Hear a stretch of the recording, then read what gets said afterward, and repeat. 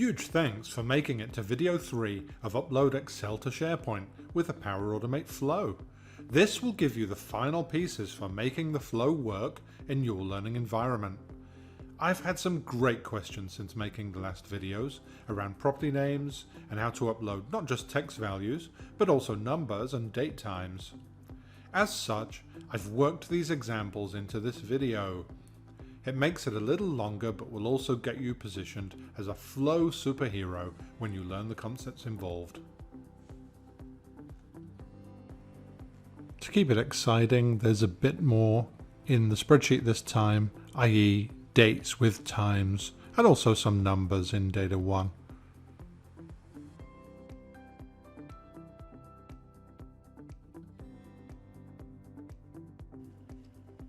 Okay, so for this example we're going to use a scheduled flow, although you could use a different trigger if you wanted to. So we create the flow.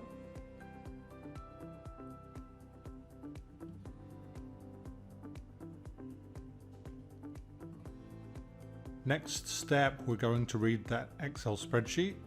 So list rows present in a table is the name of the action these days. It actually used to be called something else.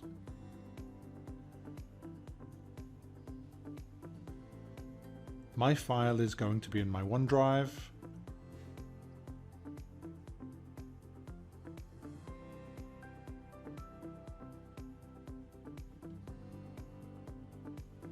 And I have an example file with dates and times.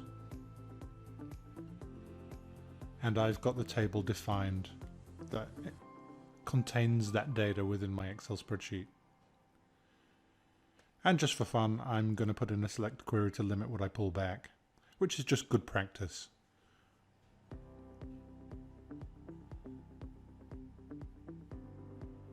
Now I'm going to set up a variable.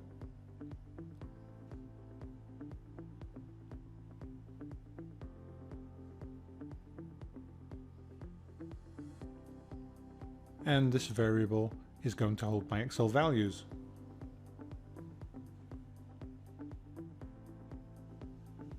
So this is going to be an array of objects.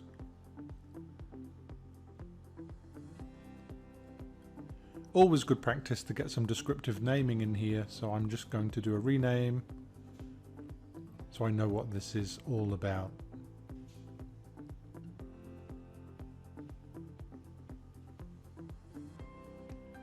Okay. Now we're doing an apply to each because we're going to go through all those values that we got from Excel just now. So I just need to choose the values that I got from that action before. There we go. So that's everything I pulled out of the Excel sheet. Now within the apply to each, obviously we need to look at those values. I'm doing a compose.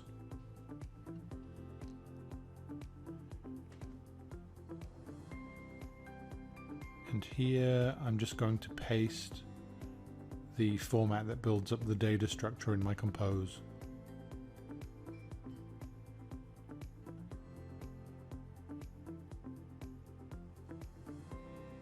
There we go. Those are my columns of interest. Now just for information, this is what that looks like a little closer up. Notice that these things have commas at the end except the last one doesn't.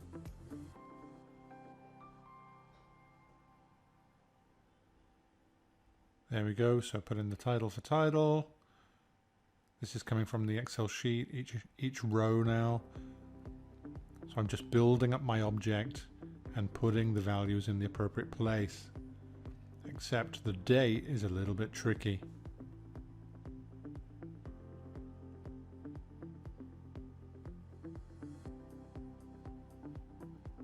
So this is the formula that I just pasted in. It's handling dates and times.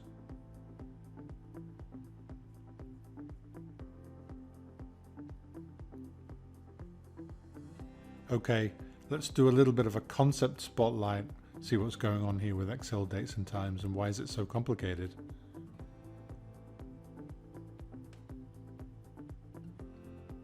Okay, so let's just look at the date first. So an Excel serial date.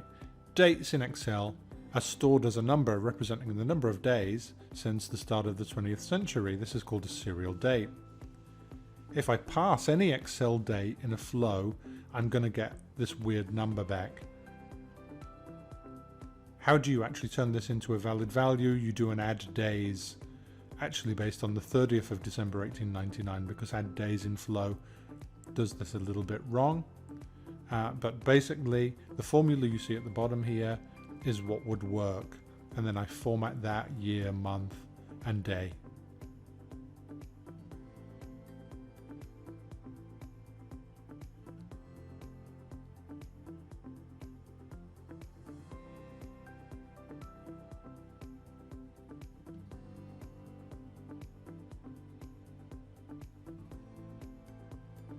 So this is made from doing an add days, and then I'm going to put in that 30th of December, put in my item value. So I'm adding the days together for those two things, and that should give me a current date, which I could then put in SharePoint. Except it has to be an integer, so I have to make sure that I'm getting an integer rather than a string from my property. Doing the date formatting. For date and time, it's much more complicated.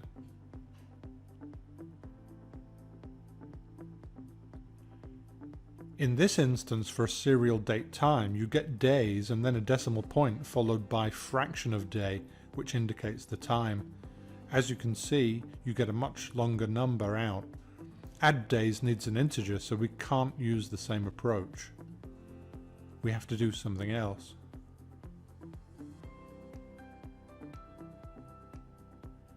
So I decided to use addSeconds instead.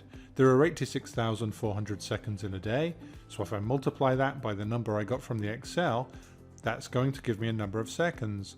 And then I can do an addSeconds and get a date. So we're doing addSeconds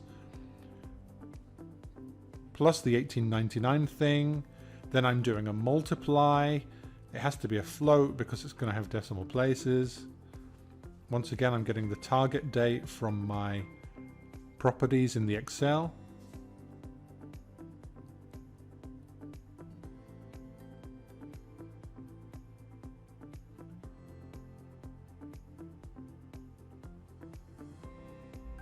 I have to do a format number to get rid of any spurious decimal places, and then I'm changing it into an int, and then I'm passing it into the addSeconds. So it's a pretty horrible long formula, and I'm going to paste this into the description for the video so you don't have to type it all out. If you ever get into the problem where you have to convert time zone, you have to add this extra bit saying which time zones you're moving between. My example is just using UTC, so I'm not doing this.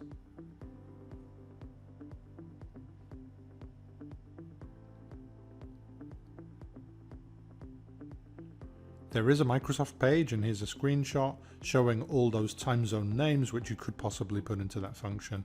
It's not that nice. Why couldn't it be a code?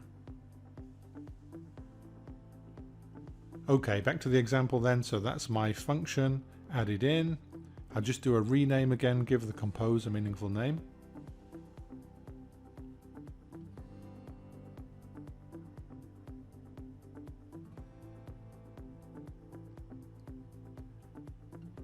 So I've built my object effectively. Now I need to pass that JSON, which I just built. Select the output from that last step. And then I'm just doing a paste of how I pass the JSON. So this is the schema.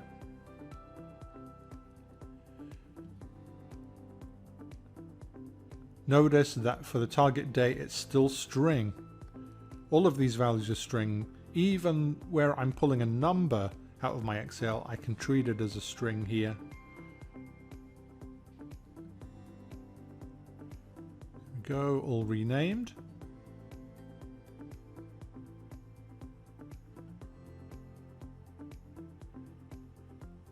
So each time we build these objects, when they're complete like this, we're going to add them to our array. and then we're going to have an array of objects built from our Excel rows. Why do we do this? Again, it's so that we can do a really quick comparison between the other objects we're going to build from the SharePoint rows, and it just allows this very quick comparison, not having to go through property by property to compare.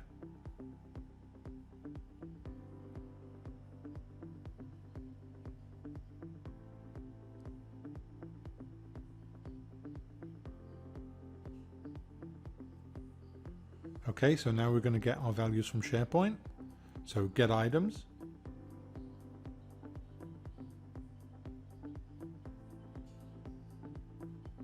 Select the site in question.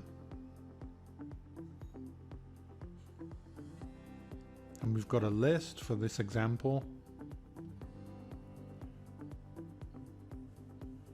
Nothing else needed here.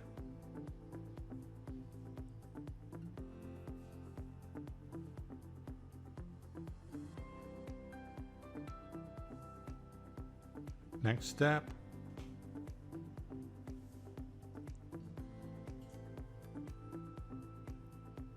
We're going to build a variable based on these SharePoint values, and ultimately we're going to be able to compare this array with the array that we just built with the Excel values.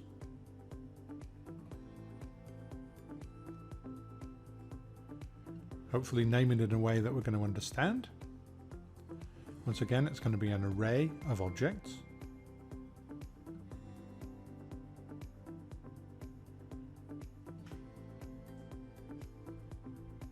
Put some meaningful naming in there.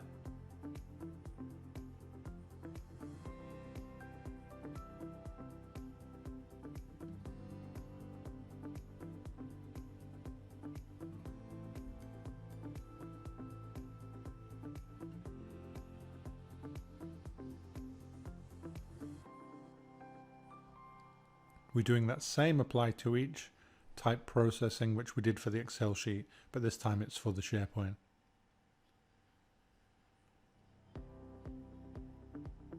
So this is the data I got back from the SharePoint get items. Let's just name this properly again for later reference.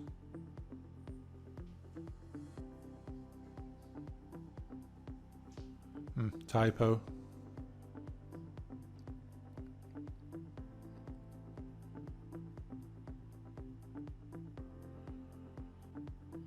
Okay, next step.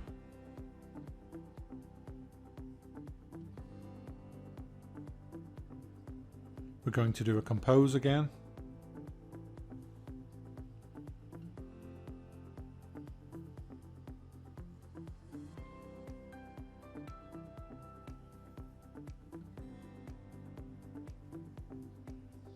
Give this a valid name.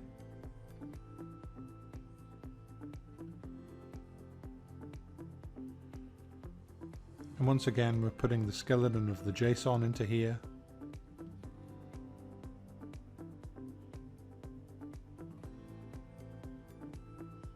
It's going to be the same for the Excel and for the SharePoint objects that we create. So you can just have it in a text file and just copy and paste it like I'm doing here.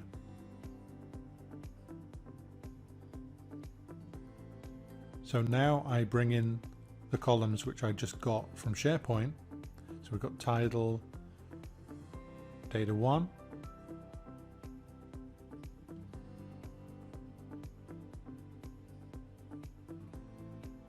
man, this is a long list.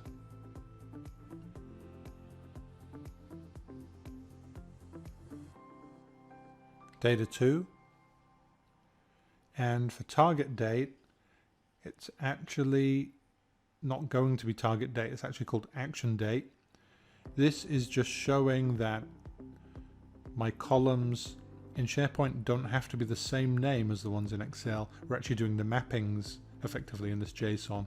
It's actually called action date. So I'm doing a format again here, year, month, day, and the reason I'm doing that is so that it's going to match the format that I put into my Excel based objects just now. So the comparison is going to be valid.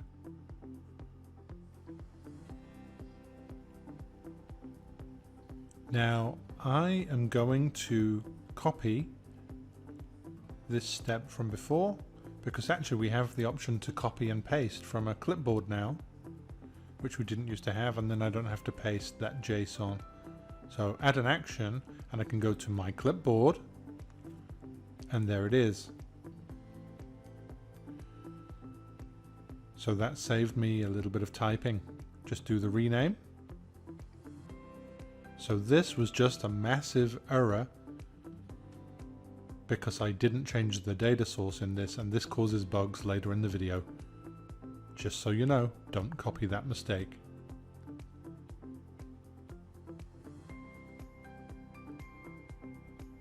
Okay, so we do a rename on this one.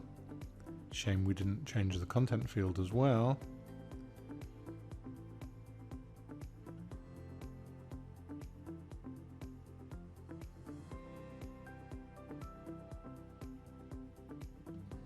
So add an action, and of course we're going to be adding these objects to the appropriate array again. In this one it's the SharePoint objects.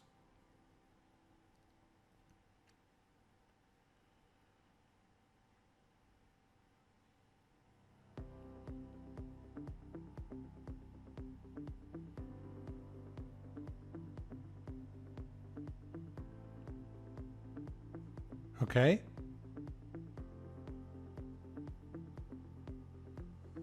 So now we're going to create another variable, and this is going to allow us to do an intersection operation. If you remember from the other videos, an intersection is where we see what elements are common amongst two arrays, and it's going to check all our objects. Effectively, it's checking all the properties for us at once, and it's a really quick operation. It's great time saver, and that's why we've gone to the trouble of building these object arrays. So we're going to do an intersection as the value for this one, and it's going to be an intersection of those other two arrays which I just built. And this is going to give us a picture of what has changed. So the SharePoint keys and of course the Excel keys, and we put a comma between them. There we go. Okay, that one. This is what I just created with the expression builder.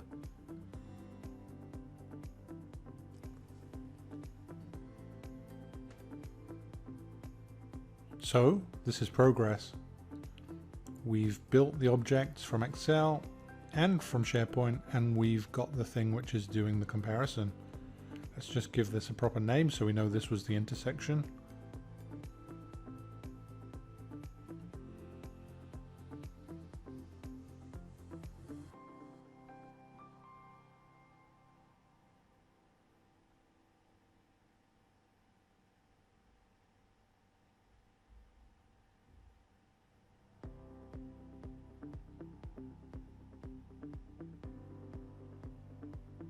Alright, next step.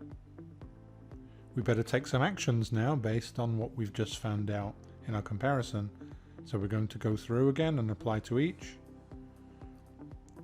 Let's just rename this sensibly again. First thing we do is we're going to delete the SharePoint objects which have disappeared or have changed, i.e. the things that are not in the intersection anymore. They're not common between the Excel and the SharePoint anymore.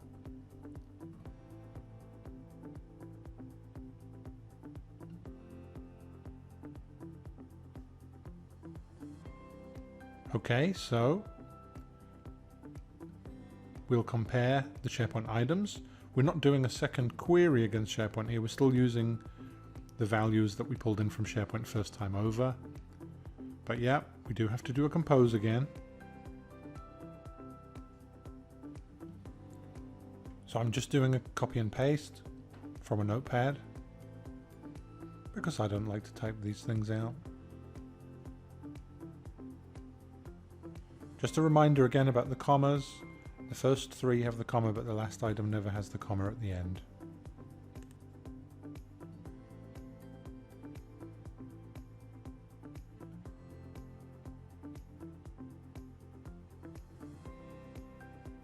Put in our values to the JSON.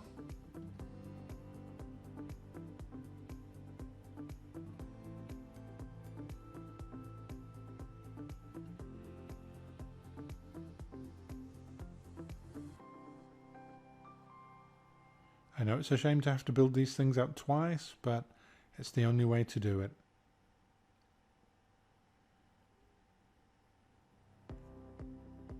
Once again, we're formatting the date so that it's going to be a good comparison to what we got from the Excel dates.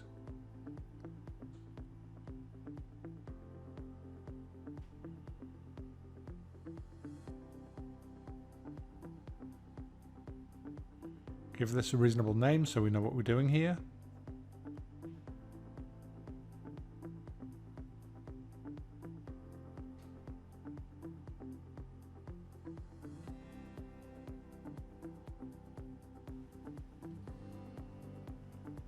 Okay, next action.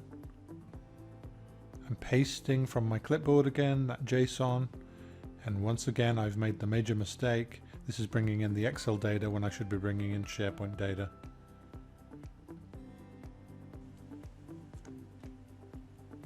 Okay, so we do a rename. Remember, this is a mistake and I'm fooling myself that that's SharePoint data. Okay, now we're going to do a condition and we're going to see whether any given item is in the intersection or not.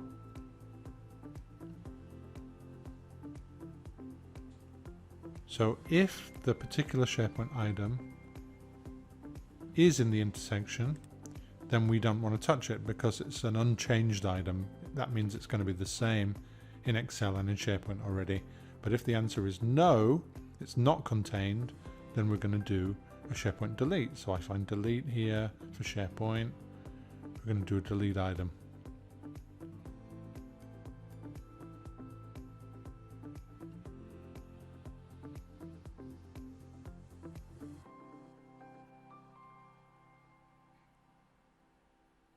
Is it my imagination, or are they more than they used to be? Okay, here we are. So yeah, the usual stuff. We need to put in the site address, the list name, and we're going to have the ID from our data that we've already obtained from SharePoint.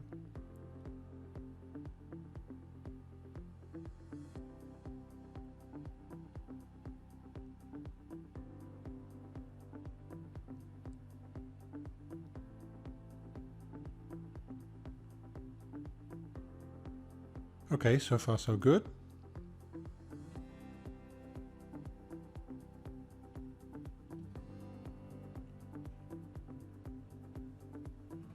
Let's do the usual rename. I know, but it saves us trouble if anything happens.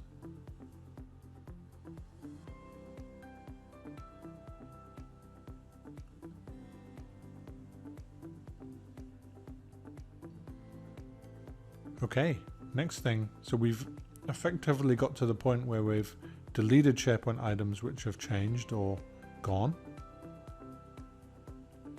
Now we need to think about adding items.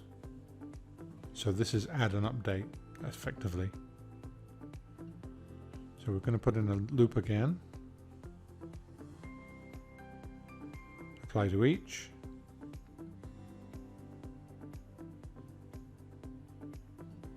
Let's just make it clear again with a name. That we're adding this new SharePoint item. New or changed.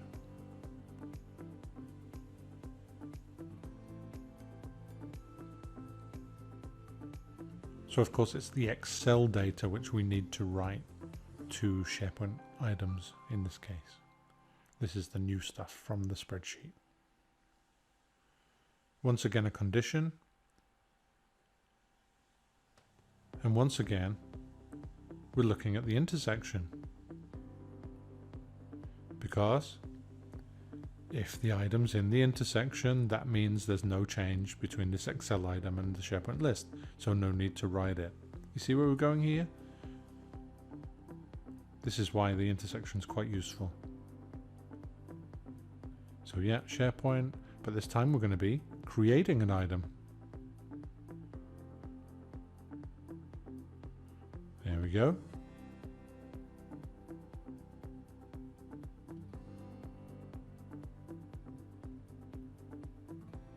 Okay, usual information.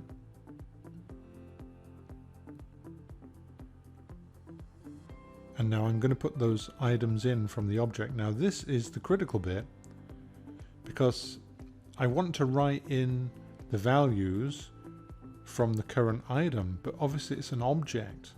So item here is going to reference the object itself, but to get the properties I have to do question mark, square brackets, and then inside, and then the single quotes inside, and the property name. And this is how we reference, for example, title, data1, data2, and the target date inside those objects that we built and put in the array before.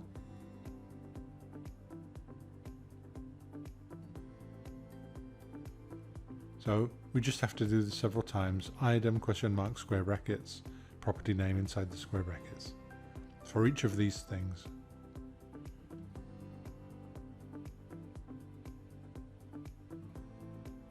So yeah, data1.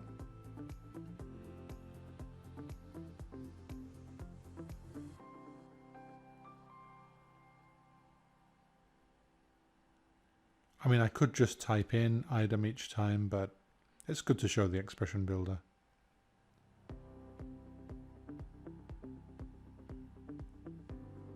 Here we go, data2.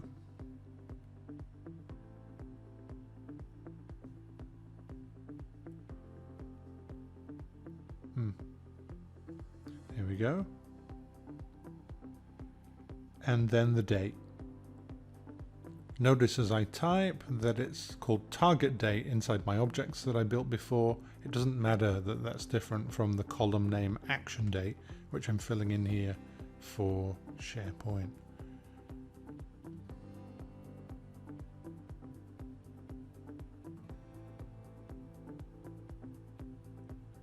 Save that.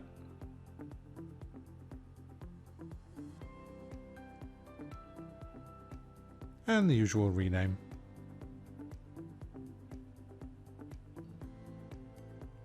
New or changed.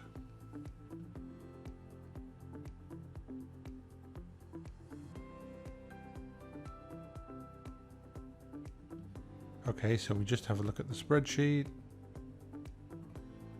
We can see we've got some number values, we've got some date and time values. Notice the 5:25 p.m. business.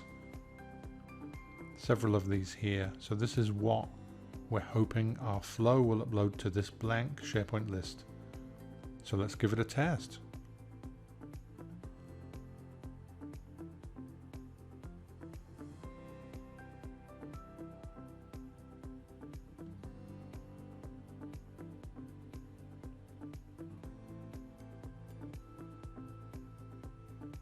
And failed.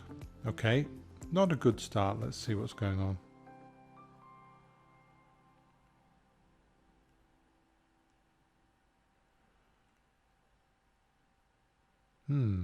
The add new items.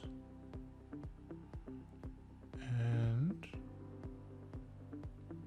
the actual create item step. So I must have done something wrong there. Huh. Okay. What I'm seeing is for the title field,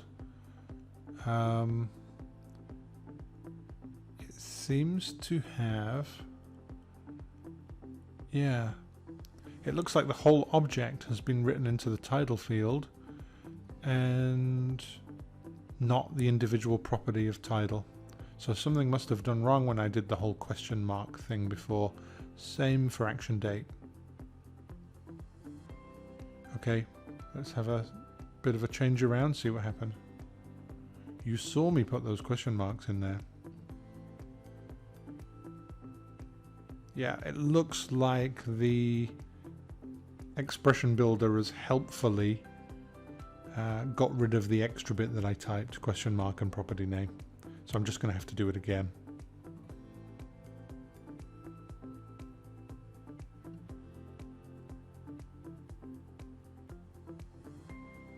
Yeah, so the usual thing, item, question mark, square brackets, single quotes, property name.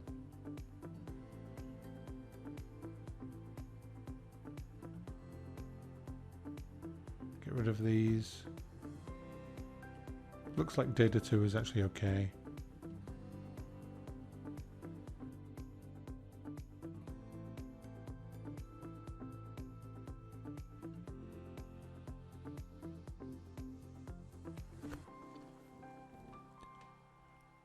Why am I showing you this repair? Well, it's warts and all, isn't it? Sometimes when you're building a flow, this sort of thing happens, so it's better that you know about it. The tool is great, but it's not perfect.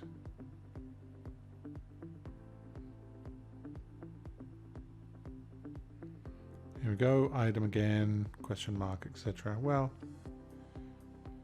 at least I get the practice.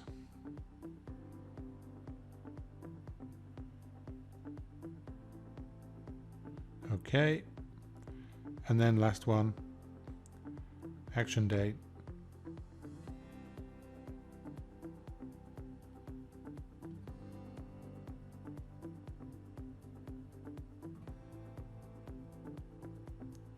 And reference the value from my object.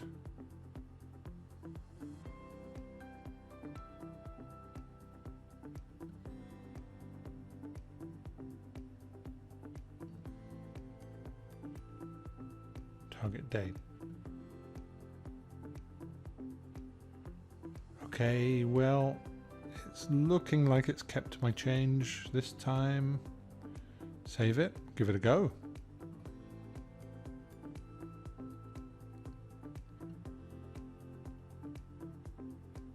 Okay, test again. Run. Let's hope we have a little better luck. Okay, success. Nice. Looking good. Refresh.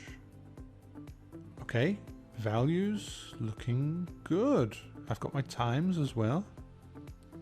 I've got my numbers, I've got my text. Yep. Tally with the spreadsheet, so that seems to have worked. Let's just do a change so that we can check the update bit.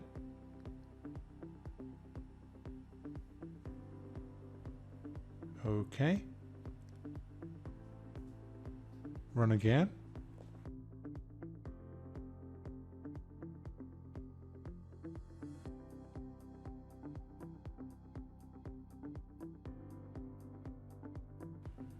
Failure. What's happened now? Apply to each. Pass the JSON. Okay.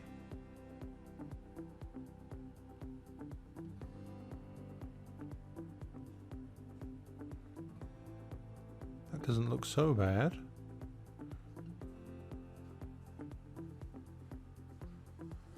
What's this? Invalid type, expected object, but got array. That implies, let's have a look in here, that it's not getting the individual property again. Strange.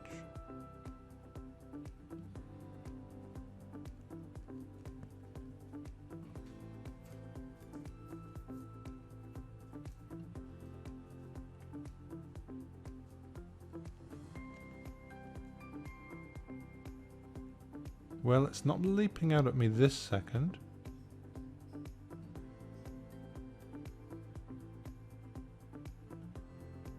Go in there. Excel content. So this had the wrong data inside from the cut and paste before. It should have the SharePoint object in there that it's passing. So actually it worked first time, but then for later comparisons, it's got the wrong stuff inside, and this is what's happened. Okay, change made. Let's give it another test.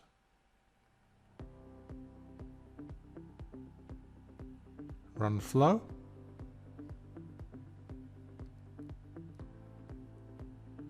And failed again. Okay, what's going on now? We passed the thing from last time, but it's a parse JSON not working again. And same message. Expected object but got array.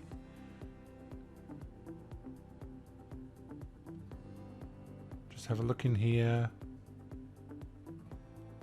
Same issue. I accidentally, from the cut and paste of the parse JSON step, I didn't change the data type. So fix that one, get the SharePoint outputs inside there. Boy, that could have gone better, couldn't it? And I thought I was saving time with the cut and paste before. Okay, save. Time to retest.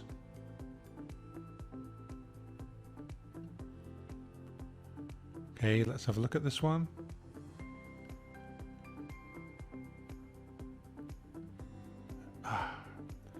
Successful.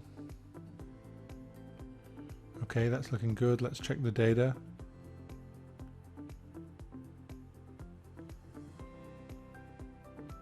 Yep. Okay. Yep, the one where I changed the values has updated.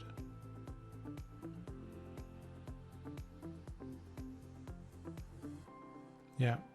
Okay, that looks pretty good.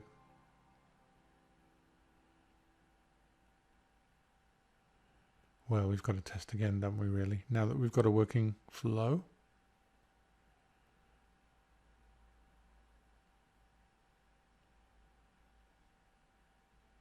Yep, resubmit.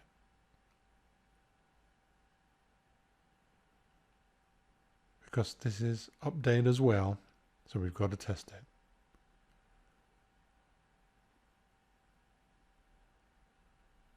Successful. But the proof is in the SharePoint list, isn't it? Refresh.